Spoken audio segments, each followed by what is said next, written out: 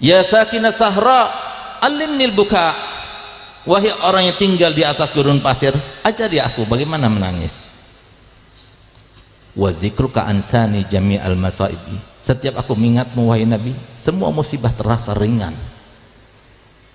Idza kunta anni fit turabi maghibah, kalau seumpama engkau sekarang berada di bawah tanah, aku tidak bisa melihatmu.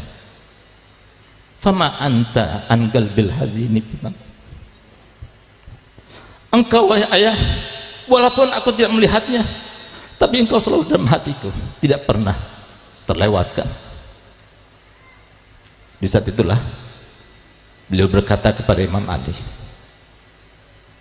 wahai Ali, semalam ayahku telah datang kepadaku dan dia berkata padaku, wahai Fatimah, sudah lama aku tidak berjumpa denganmu, sudah lama aku tidak memelukmu, hari ini adalah waktunya engkau kembali kepadaku dan aku memelukmu. Maka Sayyidina Ali meneteskan air mata dan dia berkata begini kepadanya, wahai Fatimah, tolong kalau engkau nanti berjumpa dengan ayahmu, maka sampaikan 3 pesanku ini. Pesan yang pertama, sampaikan salamku kepadanya dan beritahukan kepadanya bahwa aku rindu kepadanya. Pesan kedua, kalau engkau tidak ridho kepadaku, kalau engkau tidak puas kepadaku, karena aku adalah seorang yang miskin tidak punya, jangan kau adukan kepada ayahmu. Yang ketiga, kalau nanti di padang mahsyar engkau melihat aku sedang ditarik oleh malaikat Zabaniyah, tolong selamatkan aku. Maka kemudian oleh Sayyidatina Fatimah dipeluknya Imam Ali, maka gantian Imam Ali diperdengarkan suaranya dengan Fatimah berkata, kalau begitu ya Ali, aku juga berpesan padamu 3 hal.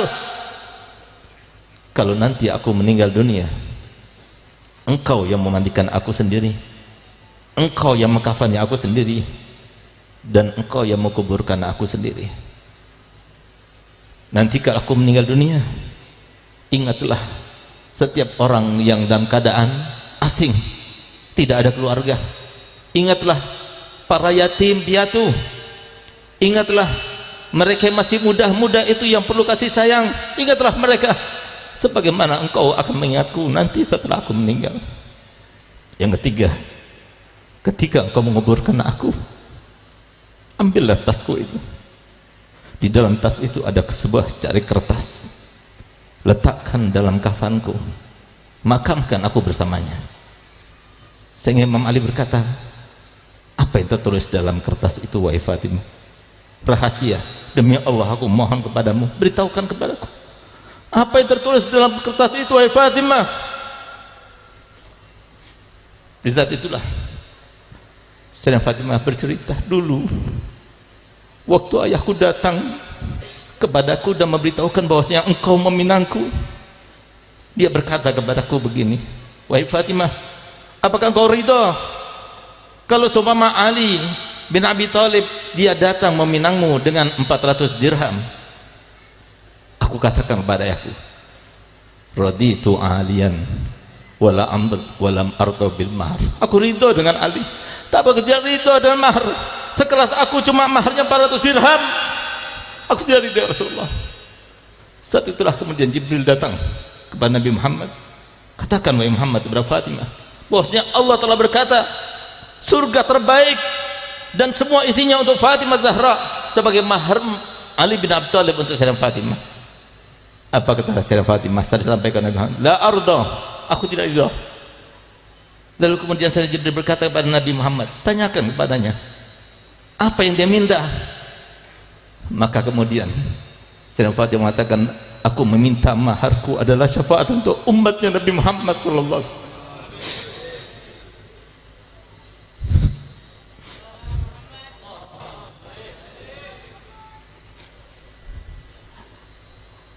Dan Nabi SAW berkata, kenapa kau minta itu wahai Fatimah?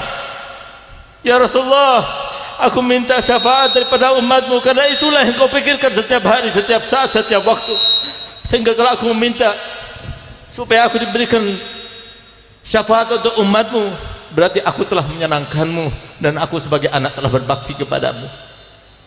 Di saat itulah kemudian Jibril datang membawa kertas, dan di dalam kertas itulah itu yang nanti aku akan bawa, itu nanti akan aku bawa di pada mahsyar. Aku akan berkata kepada Allah Ta'ala, ini maharku ya Allah, berikan syafaat untuk seluruh umatnya Nabi Muhammad.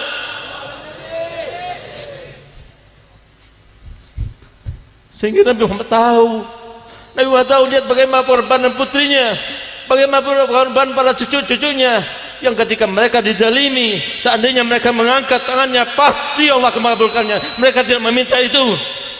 Sayyidina Husain radhiyallahu anhu wardah, di saat beliau tinggal seorang, hanya bersama Sayyidina Ali Zainal Abidin, ketika melawan 3.000 orang lebih, beliau tidak gentar, tetap beliau bawa pisaunya, beliau bawa pedangnya di depan mereka. Tapi di saat beliau memandang mereka semuanya, beliau meneteskan air mata. Di mana air mata itu? Ketika menetes tampak kepada Sayyidatuna Zainab, saudaranya. Keluar Sayyidatuna Zainab, berlari dari kemahnya, mendekat pada Husain. Ya Husain, di depan mereka kau menangis. Engkau adalah anaknya Ali, engkau adalah anaknya Fatimah, engkau menangis di depan mereka. Engkau takut pada pedang mereka, engkau takut pada kematian. Maka Sayyidina Husain berkata, wahai adikku, demi Allah, aku tidak pernah takut kepada kematian, aku tidak pernah takut pada pedang-pedang mereka, tapi aku menangis karena aku melihat di wajah-wajah mereka, aku menampak kepadaku ya Allah, dari wajah-wajah mereka api neraka yang siap melahap mereka, karena mereka telah memerangi salah satu cucu daripada Nabi Muhammad SAW. Karenanya aku menangis. Kalau seumpama kematian tidak ada di dalam ketakutanku, demi Allah wahai Zainab, aku siap menghadap kepada kakekku, karena semalam aku bermimpi datukku Nabi Muhammad, dan dia berkata kepadaku, Husain, hari inilah waktunya engkau berbuka bersamaku di surga. Nabi Muhammad tahu kenapa cucunya itu begitu diingat-ingat. Uzakirukumullah fi ahli baiti, aku ingatkan kalian semua, termasuk terkait dengan anak cucuku. Kenapa? Karena Nabi Muhammad tahu ketika datang iblis kepada Nabi Muhammad, lalu iblis itu berkata, aku datang kepadamu wahai Muhammad dan dalam keadaan terpaksa. Nabi Muhammad tidak langsung meresponnya, tapi Nabi Muhammad bertanya kepada Jibril, kenapa iblis itu datang kepadaku? Dan dia berkata seperti itu, ya Rasulullah, tidak ada seorang nabi pun dan rasul pun yang didatangi oleh iblis kecuali dengan maksud dan tujuan untuk menjerumuskannya ke dalam dosa demi dosa, kecuali engkau. Sekarang dia diperintahkan Allah Ta'ala untuk datang kepadamu untuk menjawab setiap pertanyaanmu. Kalau dia itu berbohong di dalam jawabannya, maka niscaya Allah akan mencabut kembali semua yang Allah janjikan kepadanya, di antaranya hidup sampai hari kiamat, bisa masuk ke dalam benak manusia dan sebagainya. Lalu Nabi Muhammad bertanya, pertanyaan pertama yang ditanyakan kepadanya, apa kata beliau? Wahai iblis, siapakah manusia yang paling kau benci? Siapakah manusia yang paling kau benci? Dijawab oleh iblis, yang paling aku benci adalah engkau dan anak keturunanmu. Yang paling aku benci adalah engkau dan setiap yang mewarisimu.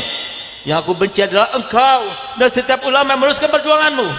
Sehingga Nabi Muhammad tahu, kalau ada seorang yang ada orang yang benci kepada keluarga Nabi Muhammad, Nabi Muhammad telah mengatakan, man ahabbakum fahuwa mu'min wa man abghadakum fahuwa munafiq. Tidak ada seorang pun yang mencintai mereka, mencintai kalian, kata Muhammad, kecuali dia ada seorang mukmin. Ya Allah, aj'alna minal mu'minin ya Rabb. Dan tidak ada seorang pun yang benci kepada kalian kecuali dia adalah seorang munafik. Kenapa Nabi SAW mengatakan demikian? Karena yang benci kepada keluarga Nabi berarti seperti iblis.